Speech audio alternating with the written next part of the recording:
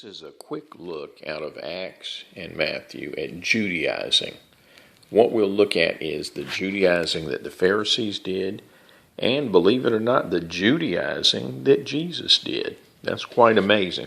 So first of all, what is Judaizing? Well, the Pharisees, their form of Judaizing was, if you read Acts chapter 15, is, "But there rose up certain of the sect of the Pharisees which believed." So they were believers in Jesus.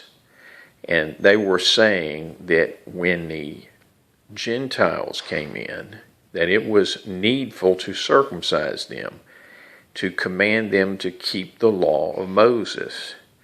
And so as you read through, there was a debate about this, because they were asking grown men who were uncircumcised to be circumcised.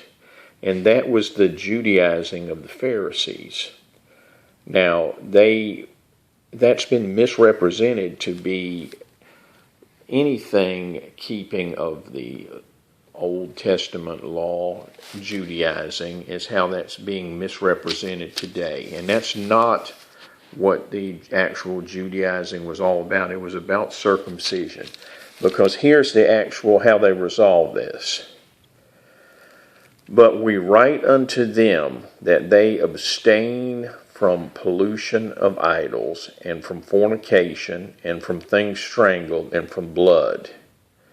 And that is how they solved this issue. They didn't need to be circumcised, but they did need to abstain from idols. They abstained from fornication, which is a keeping of the Old Testament law. And they also had to keep certain of the food laws.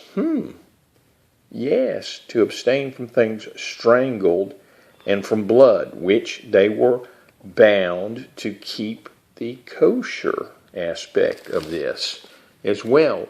So when Christians tell you that everything has been passed away, that's not quite true. The Judaizing of the Pharisees was not accepted by the apostles. But now let's look at Jesus and how he actually Judaized. Let's look at that. Now in Matthew chapter 7, I'll start in verse 21. These are the words of Jesus. And when you understand these words, this is quite Judaizing. Not every one that saith unto me, Lord, Lord, shall enter into the kingdom of heaven, but he that doeth the will of my Father which is in heaven. Now he's going to go on to explain what that will of the Father is. Many will say unto me in that day, which it sounds like he's talking about the day of judgment, Lord, Lord, have we not prophesied in thy name? And in thy name have cast out devils, and in thy name done many wonderful works. Now this doesn't sound like the Saturday night bar crowd we're talking about. This sounds like Christians in the church. So this is the context of this. So, and I will profess unto them, I never knew you. Depart from me, ye that work iniquity. Now, this is interesting, and this had confused me until quite recently. How could these people doing good works be sent away by Jesus? And the word iniquity is the key.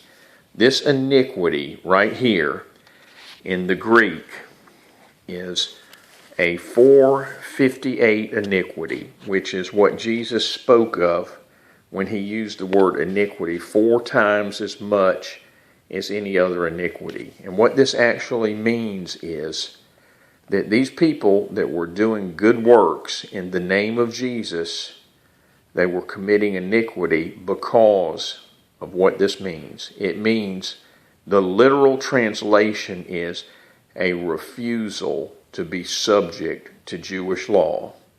So they refuse to be subject to the law. And that would be the law, the 10 Commandments.